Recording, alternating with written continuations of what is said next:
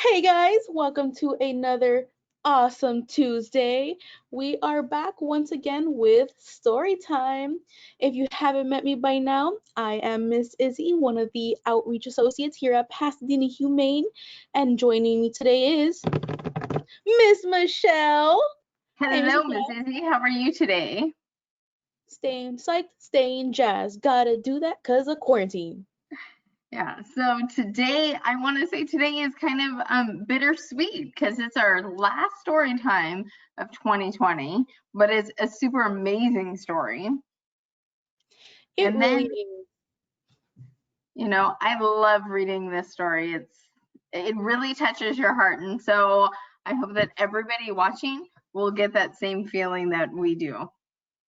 Most definitely, friends. Now, we also want you guys, if possible, to stick around to the end because we do have a little bit of a surprise for you. So if you can make it all the way through and tag along for our surprise, that'd be awesome.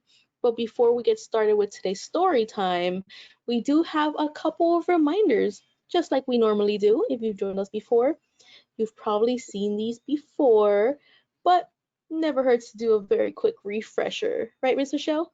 Of course. Take it away.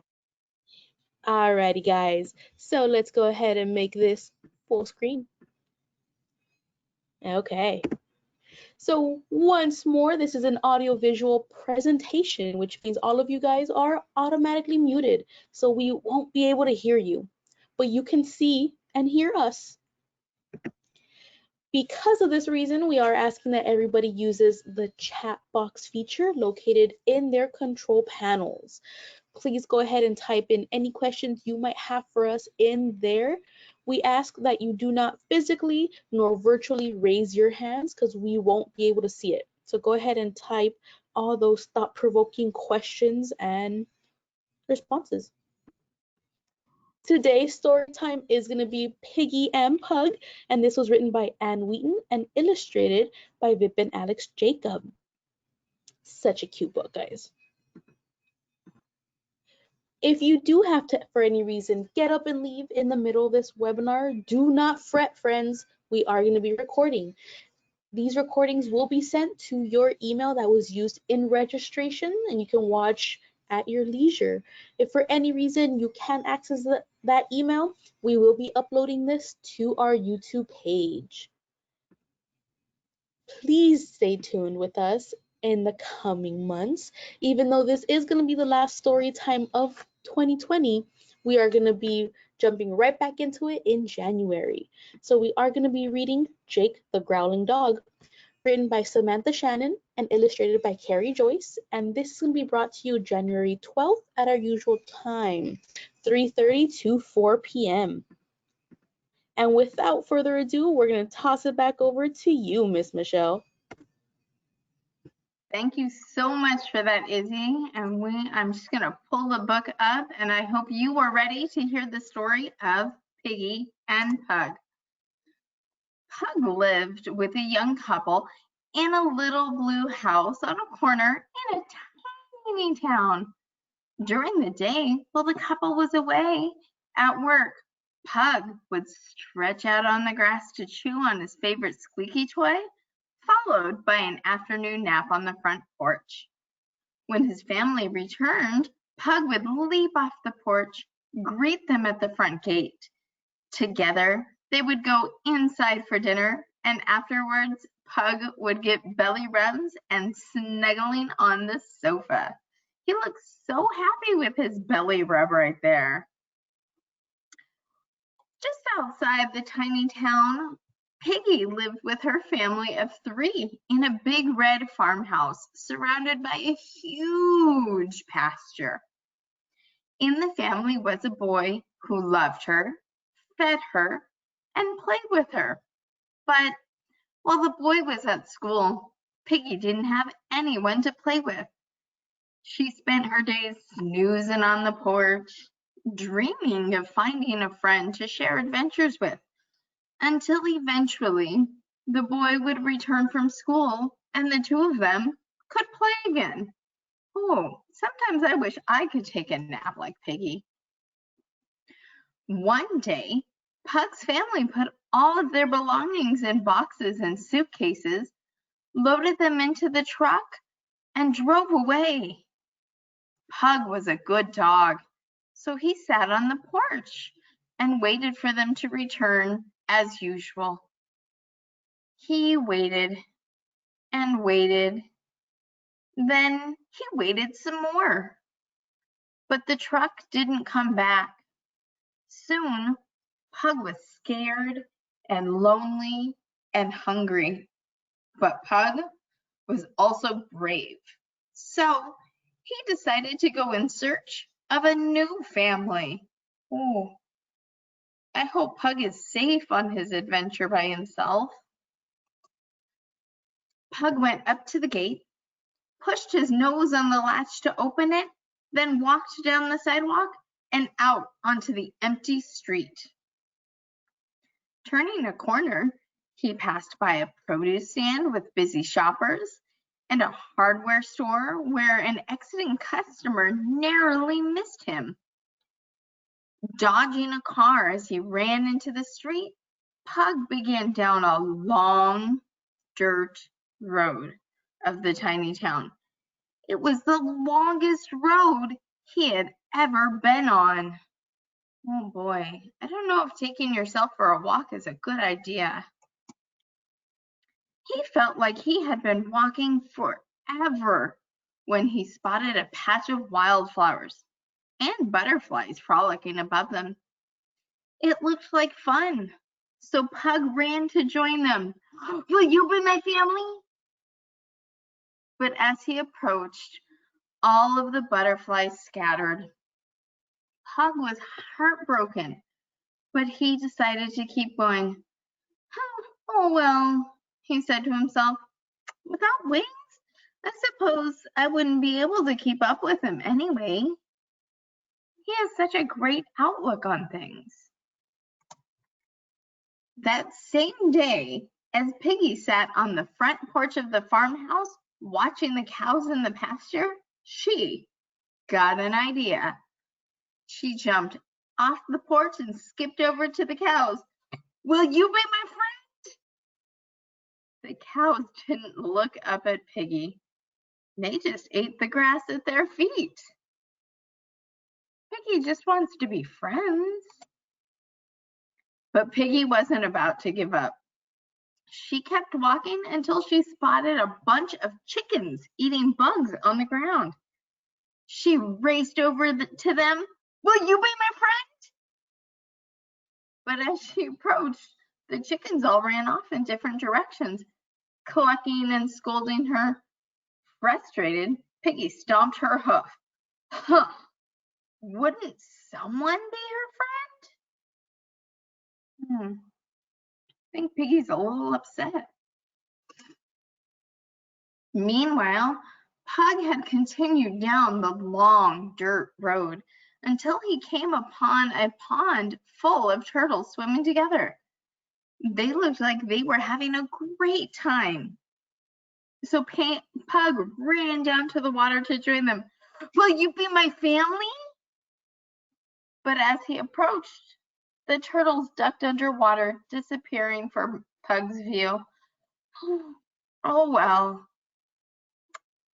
I'm not a very good swimmer, so I wouldn't be able to keep up with him anyway. Where did those turtles go? Pug sighed and continued around the pond. On the other side, he came upon a field so big he was unable to see where it ended. Tall grass gently swayed, and a nearby tree whistled as the breeze blew through the landscape. The sounds made Pug a little nervous, so he walked faster than before. Ooh, if I heard strange sounds, I'd probably walk a little faster too. At the farm, Piggy laid back down on the porch, resting her chin on her foot as she let out a big It would still be hours before the boy came home from school, so they could play together. She passed the time watching busy ants go in and out of a dirt mound just below the porch. Soon her eyelids began to droop. I bet Piggy's gonna take another nap.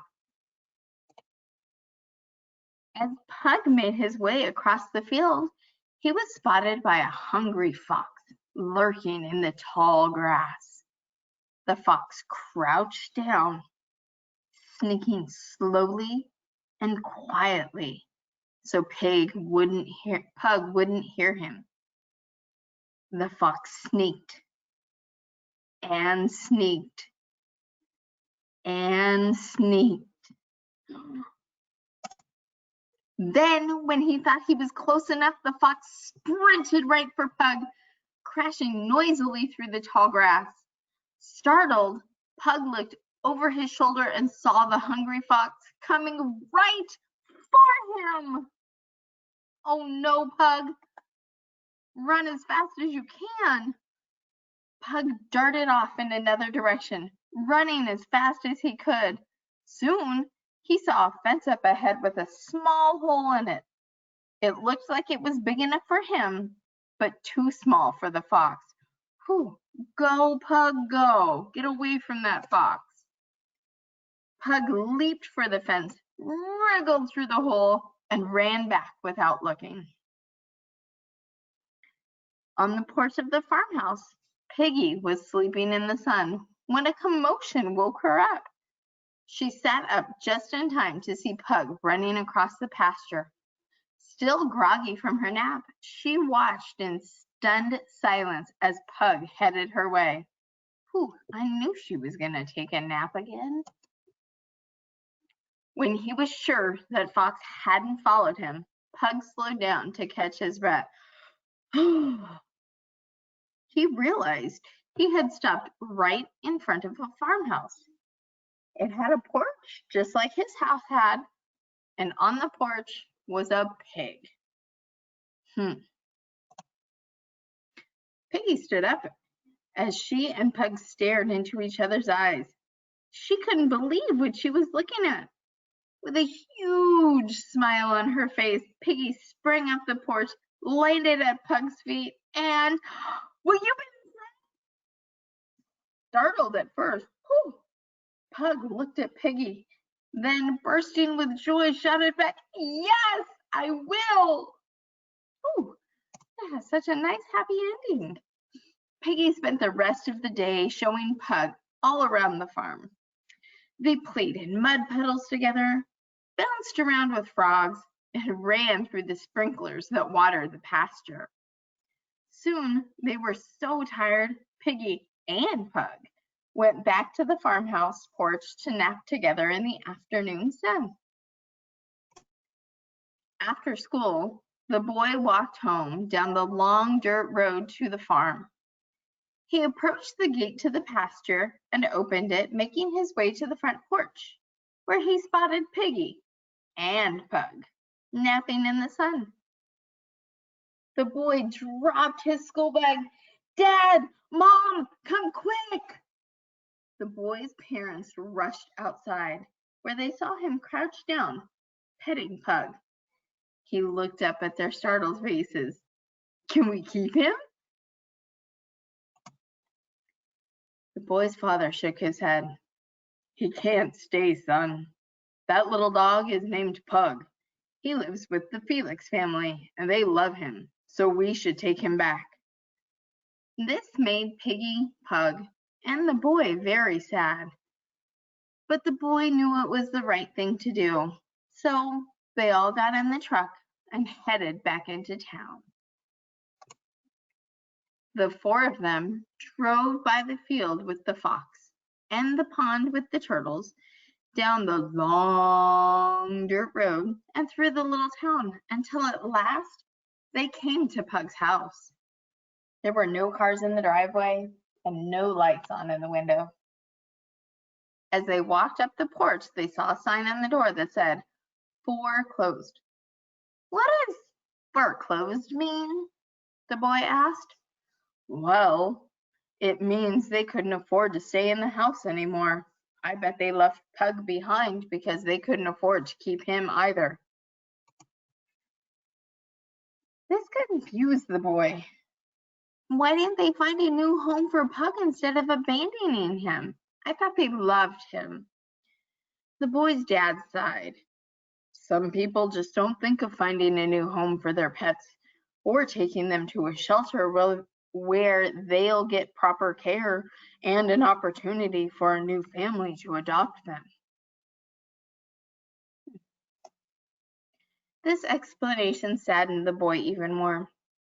I hope people won't do that anymore, he said. He paused, then he asked, "Can we be Pug's new family?" His dad thought for a moment. I know you take very good care of Piggy, so if you're ready to take care of Pug as well, then yes, we can be Pug's new family. The boy squealed with joy and cried, "Yes, I can do it!" Piggy, Pug, and the boy jumped up and down with excitement. Then they hopped back in the truck and headed home. That evening, Piggy, Pug, and the boy went for a walk together down the river, where the boy went fishing while Piggy and Pug played with a bucket of worms he was using for bait. As darkness filled the air, the three friends made their way back to the farmhouse, while glowing fireflies swooped around their heads like tiny flashlights lighting the way home. They all looked so happy together. Inside, the boy took Piggy and Pug up to his room, where he made them a cozy bed on the floor beside his own. Exhausted from the excitement of the day, they tucked themselves in and fell fast asleep. The night would bring sweet dreams of new adventures yet to come. For the boy, for Piggy, and for Pug, who now had the best family and friends he could have ever hoped for. The end. They all look so very happy. That was such a great story. What do you think, Miss Izzie? Every time I hear you read the story, every time I read the story, touches me right here in my little corazon. Oh, I like how you threw the Spanish vocabulary in, because even though Yay! we're not going to do it today. Yeah, so unfortunately today we are doing things a little differently just because of a time constraint. But yeah, I want to give you guys a little flavor with your story time. So I Mine, love that book, and it rings so true for so many people. And even now in the time that we're living in, there are people who unfortunately can't afford to keep their pets, and they do need, there's a time where they do have to say goodbye, and there's places like ours, Pasadena Humane, that helps to take care of them and get them new homes. most definitely. And whenever owners have to face that really hard choice where we unfortunately are no longer at a place to be able to keep our pet, it's always important to know that there are safe spaces that you can bring your animals and they will be taken care of. And there is always a possibility for a new home.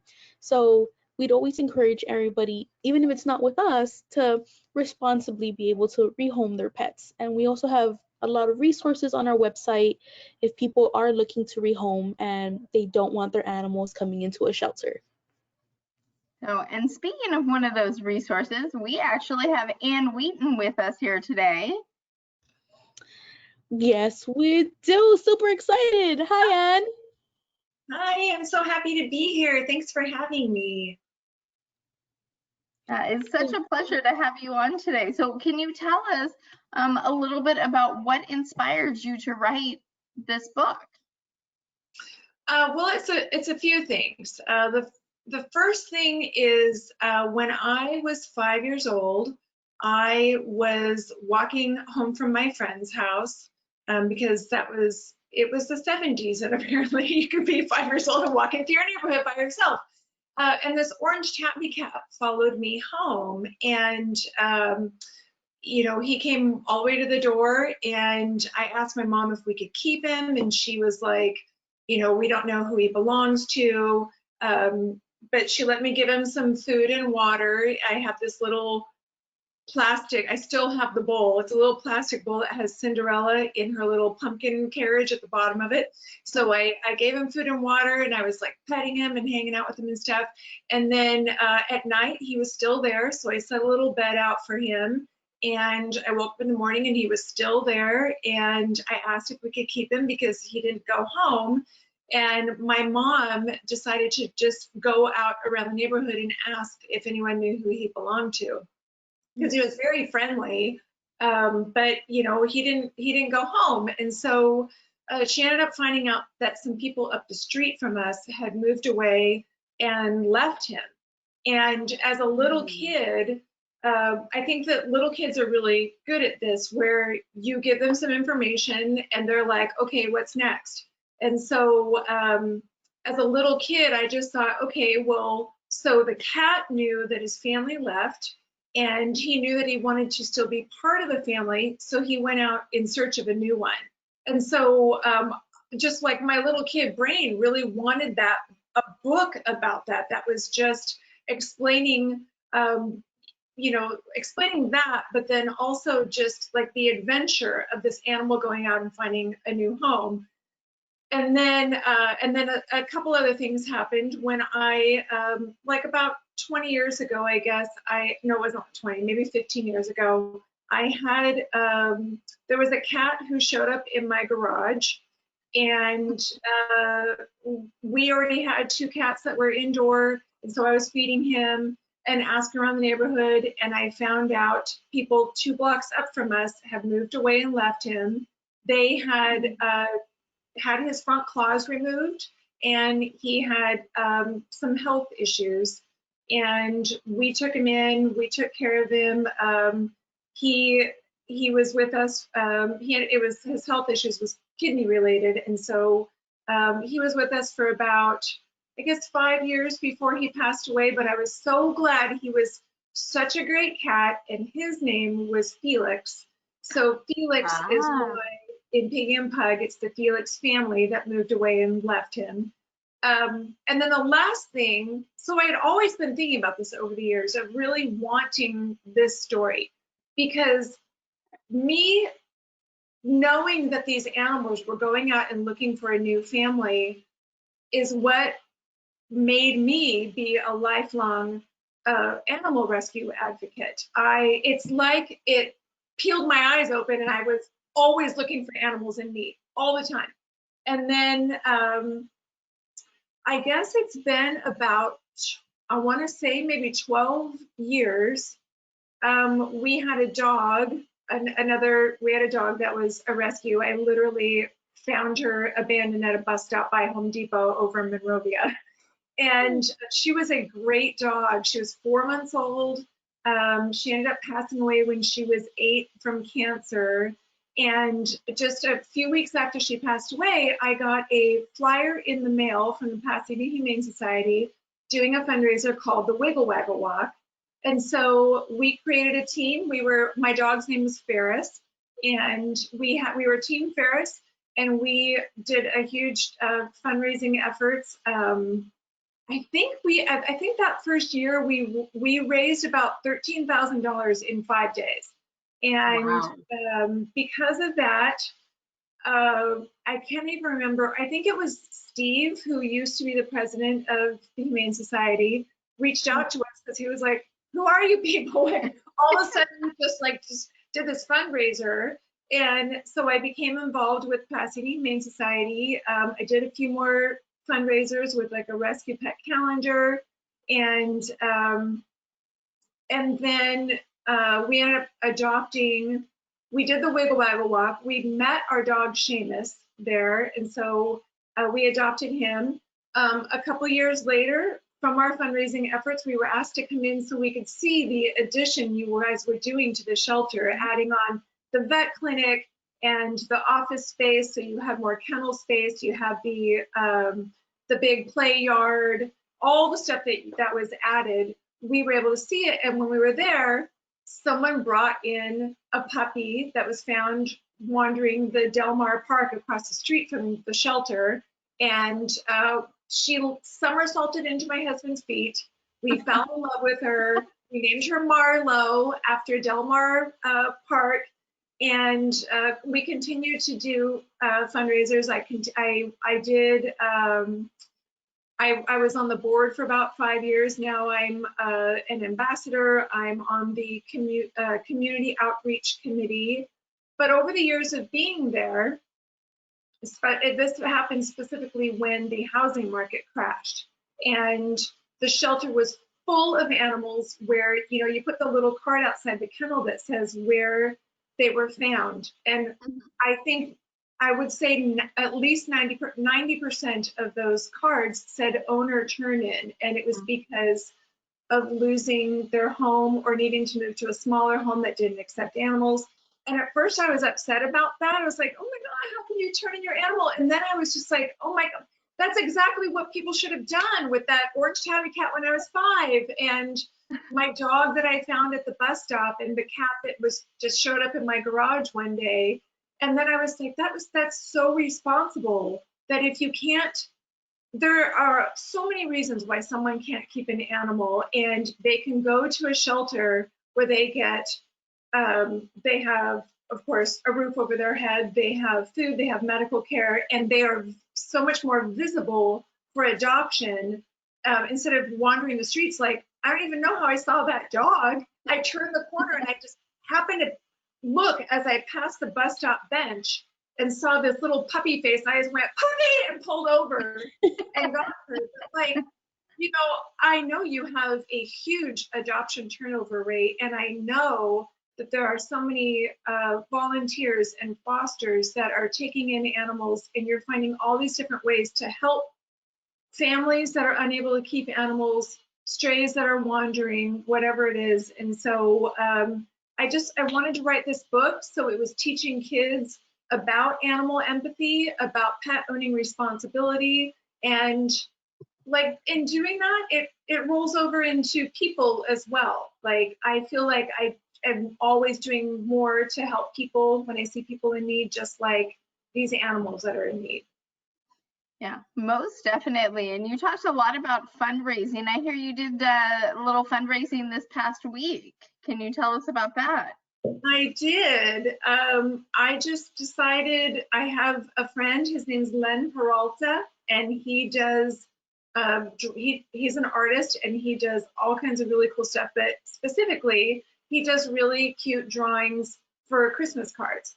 And I had him add our pets to it, and then I posted it. It was just this past Wednesday to Sunday, where I just made a little link. I made a little post that had a link to Pasadena Humane. And so if you went to the website, made a minimum $20 donation, take a screen grab of it, send it to me with your mailing address, and then I mailed everyone this card. Look at how cute. That is so cool. So there's Marlowe, and that's our cat Watson, and this is Seamus, and then this is me and my husband.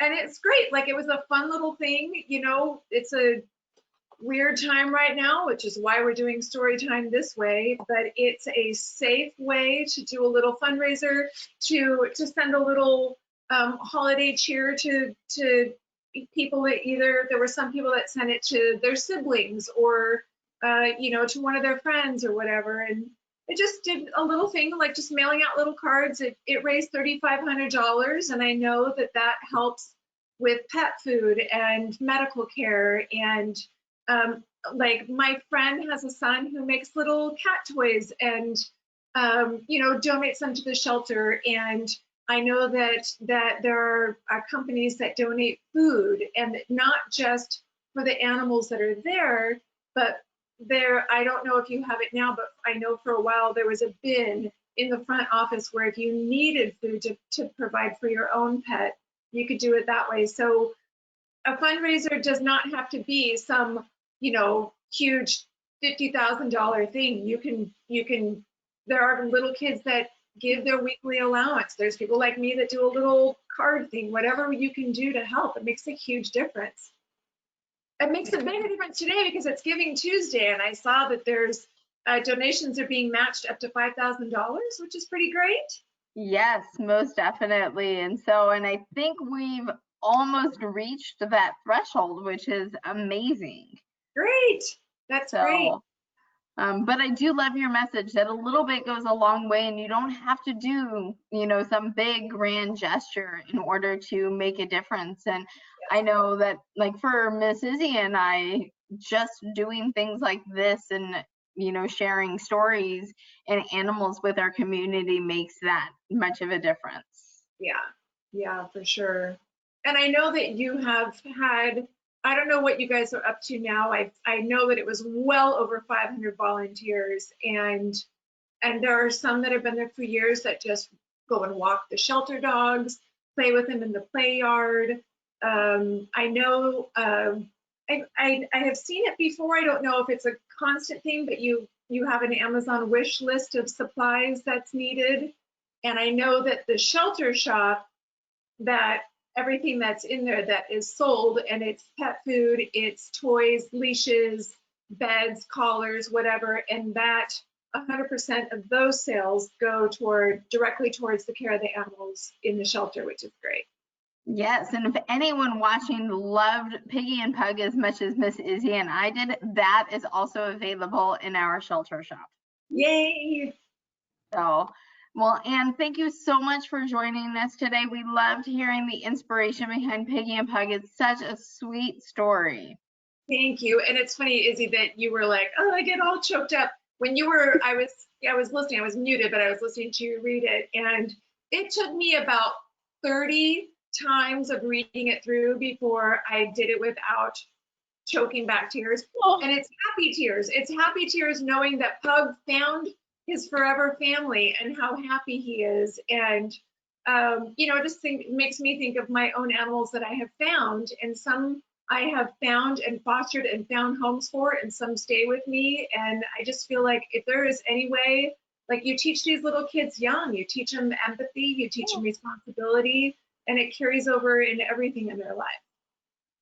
Oh, most definitely. And that's always something that we try as much as we can to promote in humane education, where it's also not just about animals. If you could be just empathetic to another living thing, it can carry across your entire life, honestly. Yeah. Yes, absolutely. Alrighty, guys. So, and one more time, thank you so much for being on here and sharing this great book along with all of us and all of our readers. Um, this is going to be the last one for this year, guys. So thank you so much for all of you that have been with us from the very start of story time. And we will see you guys coming in January. So happy holidays to everybody, and we hope you enjoy your December. Yes, thank you. Bye, guys. Bye. Bye.